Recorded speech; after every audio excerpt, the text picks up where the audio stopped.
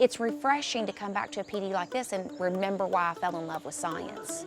At Mammoth Cave National Park, we do overnight teacher workshops. These workshops encompass not only activities above ground that the teachers could do with their students in the classroom, they also introduce the teachers to the cave.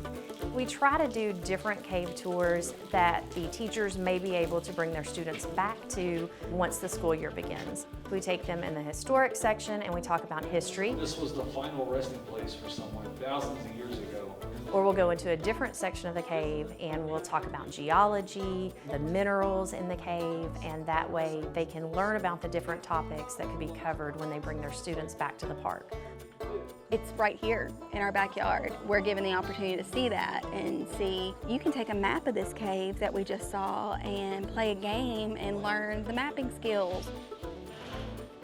What's different about this PD is everything is I'm going to be able to take and use right away in my classroom. They receive all of the manipulatives that they need for those lesson plans. If they need 50 pink laminated note cards that have different kinds of animals on them, they have those. They're printed and laminated and ready for them to do that animal activity. The thing I love about what we did today is they gave us not just the tools, but they had us participate in that activity. So we know exactly how it's supposed to look and how it's supposed to play out.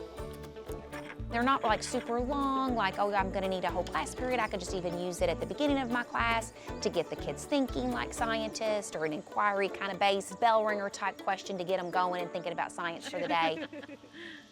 I hope that teachers are heading back to their classrooms with a renewed passion for teaching about science and social studies and a passion for the park.